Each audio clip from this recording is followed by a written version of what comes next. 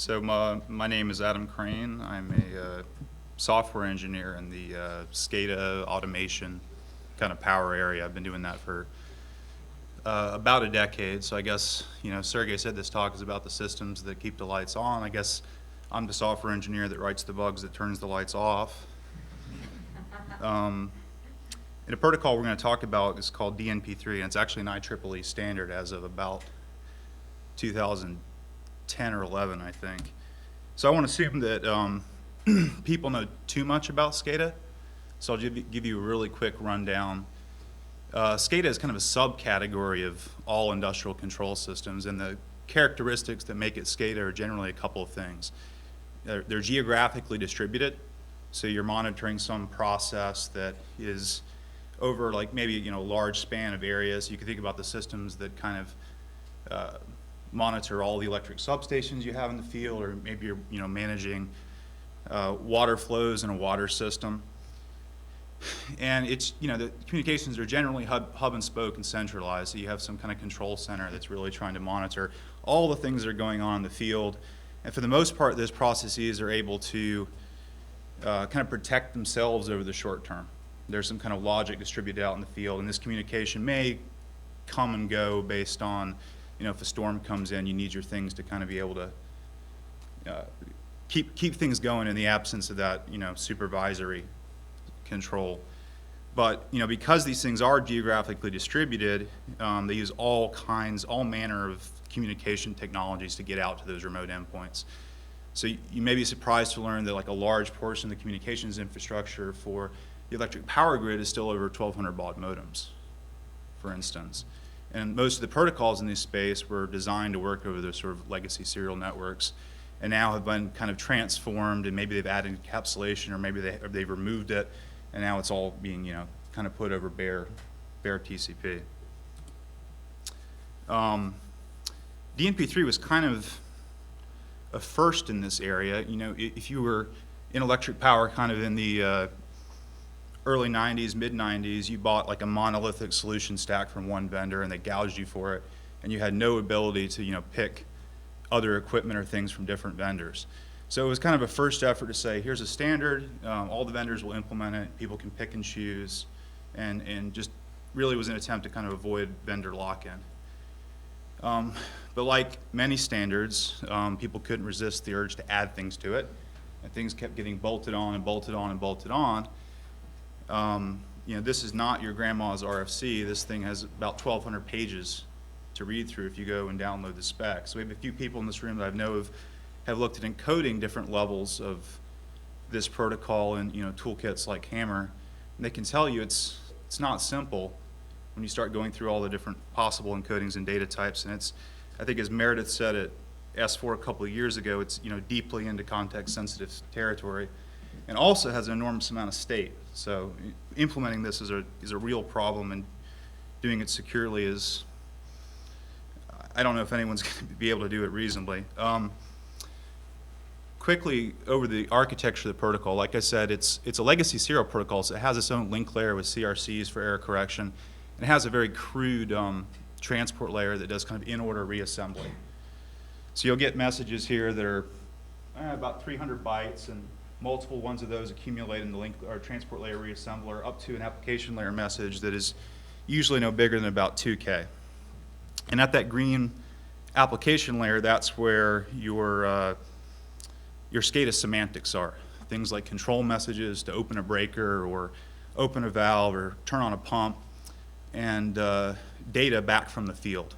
Measurement values like, a binary is a breaker open or closed, or what's the reading for current or voltage on a line. So at a very, very high level, application layer messages look like this in DNP3. You've got a function code, and then you have 0 or more object headers that follow. And the encoding of this is highly irregular and depends on the different types of header types that you have there. And then, so the semantics of the messages themselves are really a combination of function codes and objects. And the spec doesn't really say, it says which you're allowed, but it places no limitations on all the different permutations of objects that you can pair with function codes. So you can do all kinds of operations in a single message because the meaning of those function codes is very overloaded. So a write means completely different things. You know, are you writing the time and date? Are you trying to do a time synchronization? Are you doing a write to actually open or close something? Are you writing a file? Well, you can do all three in one message. Right, so there's very little constraint placed on the messages, which makes validating these and figuring out what to do with a single message not so easy. It's also made it very easy to kind of extend the protocol. So I got into this because I was working on an open source implementation of this protocol and kind of got interested in fuzzing. So I wrote a smart fuzzer, and I had a buddy at an electric utility who just kind of unleashed it on everything in his lab. And he's like, it's all broken, right? And somehow, I don't know how he did it, he got the permission of his CIO to start reporting to DHS. So he went on a massive bug campaign in 2013, just kind of fuzzing everything we could find. And we ended up with like, you know, about 30 different CVEs coming out through ICS cert. And as far as this LangSec goes, it's kind of a really deep study of all the different failure modes that you could see in one protocol. We have a nice assortment of different things. So you can go to that link and kind of look at all the different CVEs. They're not terribly descriptive. There's a real stigma around releasing O-days and ICS SCADA. So we released, I'll tell you some stories in the hallway about interactions with vendors, but we released some of the data, but we never tied it to a specific product to give people an example of what frames cause failures. You didn't want to embarrass anybody, and I didn't want the FBI showing up at my doorstep. One of the things that was kind of an important revelation for the industry was kind of a different attack vector. In electric power, things are primarily kind of compliance driven. People aren't, if you're on the network, you're on the network. So most people, from a compliance perspective, are really worried about that bridge between the corporate network through the DMZ onto the OT network. They're really worried about, you know, protecting that as an attack path. But what we showed was that you could go out to some kind of remote site in the field, you know, doesn't have a camera, and send fuzz packets back toward the control center. The control center really is a server platform that's talking to hundreds of things. So if you knock that thing down or you tip that thing over, operators have lost control or visibility to their entire system. And also, there's an exception in the regulations for what you have to do for serial communications, since they're non-routable. It's much easier for utilities to, they're exempt from NERC-CIP regulatory requirements. So showing people you could send the same fuzz data over 1200 baud modem or 900 megahertz radio and have the same effect was kind of a revelation for them. And you probably think it's silly, you know, parsers are parsers regardless of how they're consuming the bytes, but they thought that was kind of a big deal. The fuzzer itself, like I said, really nothing special. It was just a generational smart fuzzer. Having implemented the full protocol, it had a lot of insights into, you know, where people would likely make mistakes. So it was easy to kind of capture those. A lot of the modeling was really just stressing integer boundary conditions and overflows and adding or removing, you know, expected data.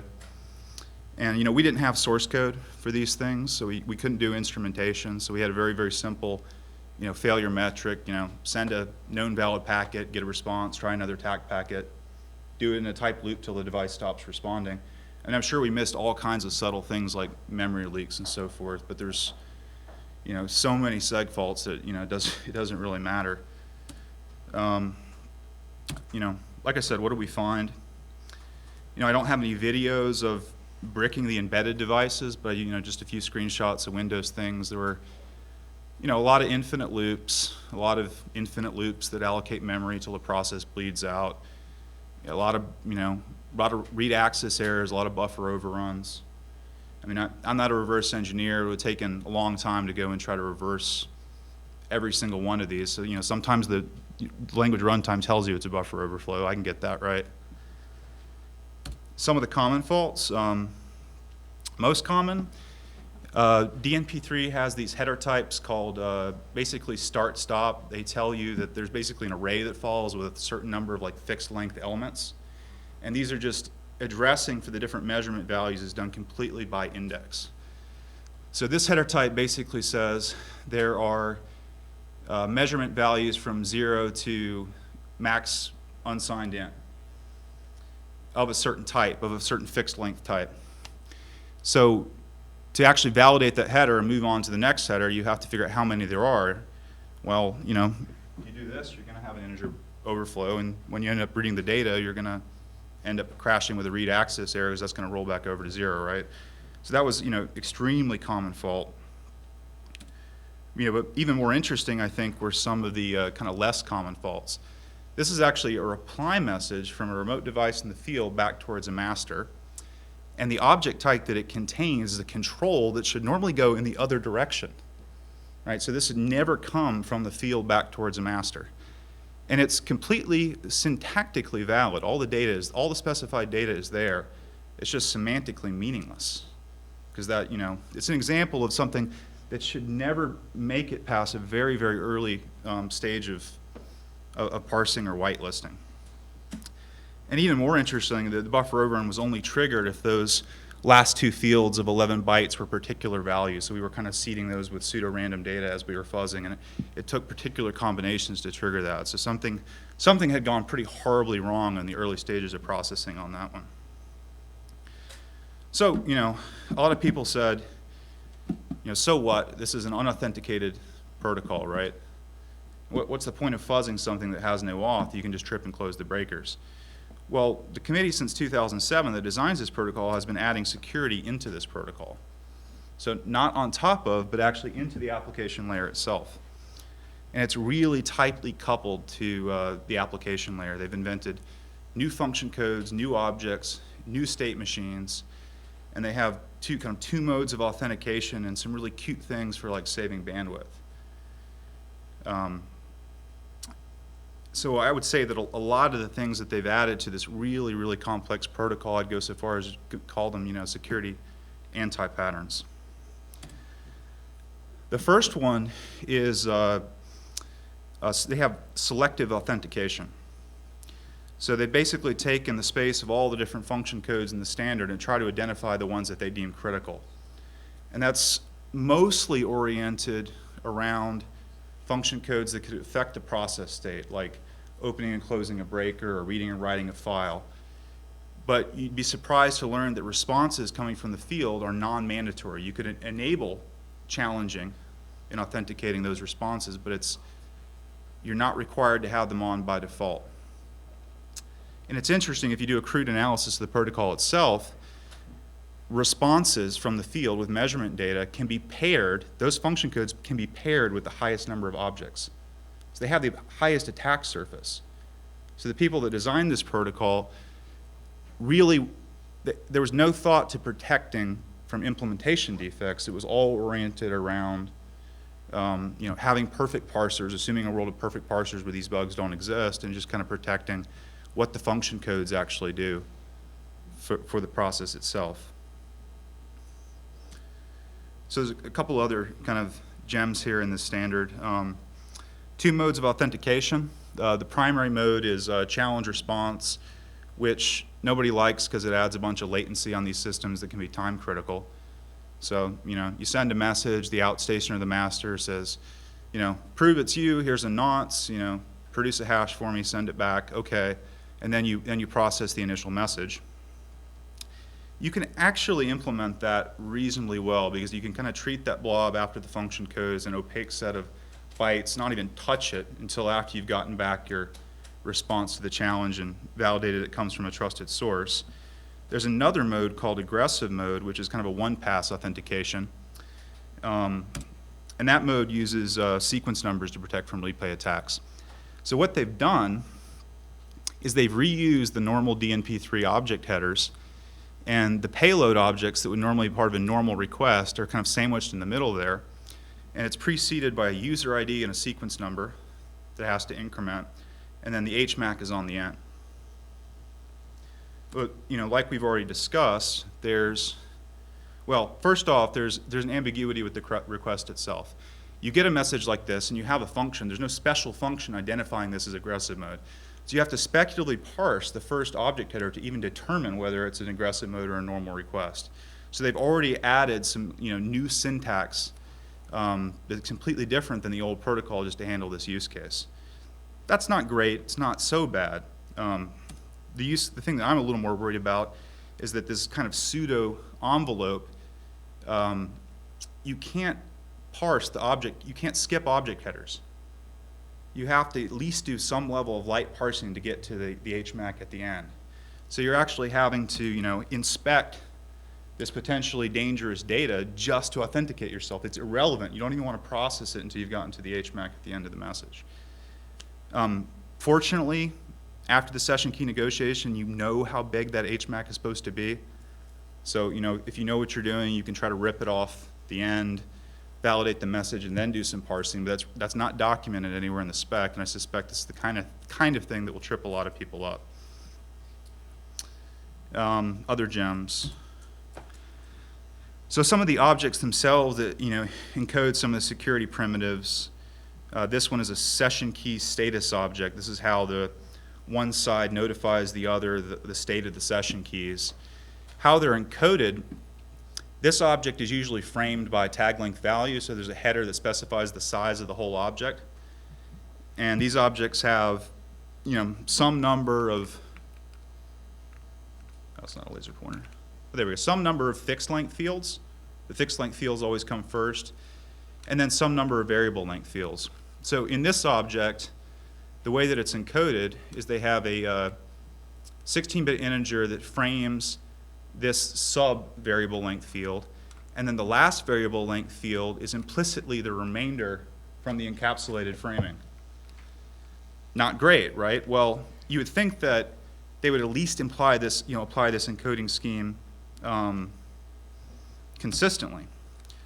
Some of the objects have explicit length for this field that can disagree with the framing. So it's done in two ways. Well, what does the spec have to say about this? You can just read that second part. It says, the length of the challenge data may therefore be either calculated from the qualifier or read from the corresponding field of the object. It'll be fine, right? No, that's not good. So these are the kind of things that need to be cleaned up. These are where, modeling protocols and grammars will have a real impact, and these are the kinds of things that will be a significant source of bugs, I think, for implementations of this protocol going forward. It hasn't gotten a whole lot of adoption yet. I mean, this feedback is definitely kind of going towards the committee, but they do have devices in the field, and changing this are breaking changes. And with the patch situation in SCADA, it's really a nightmare to roll updates to things. So, conclusions on SA. I really think that SCADA vendors should really just consider a layered approach. Don't try to get cute and selectively authenticate based on function. Data is dangerous regardless of what the intended function is. I've really been trying to sell that message to people. How can LangSec help? I think we need better tools.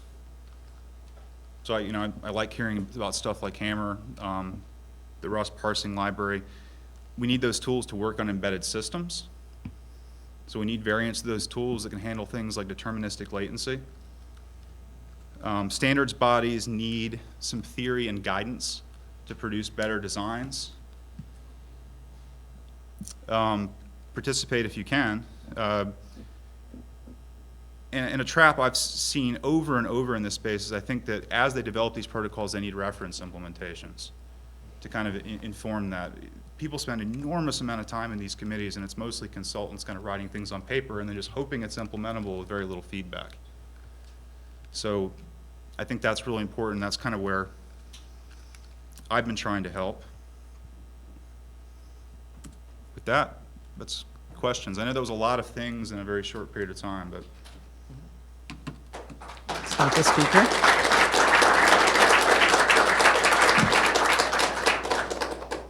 So distinctly not a theoretical problem. No. Questions? Thanks. One thing that jumped out at me here is perhaps not intimately too related to LangSec, but do you know of any ways that the aggressive mode authentication in particular is currently being protected against replay? Besides the sequence number, Oh, it does have a sequence number. Yeah. Okay. and they use the sequence number even in the challenge response, so it's like, somewhat unnecessary, but there's no timing protections in aggressive mode, so you could definitely hold a packet back and then replay it at inconvenient time, so it's somewhat less secure than the challenge response, but yeah, it's just a 32-bit sequence number. More questions? In that case, let's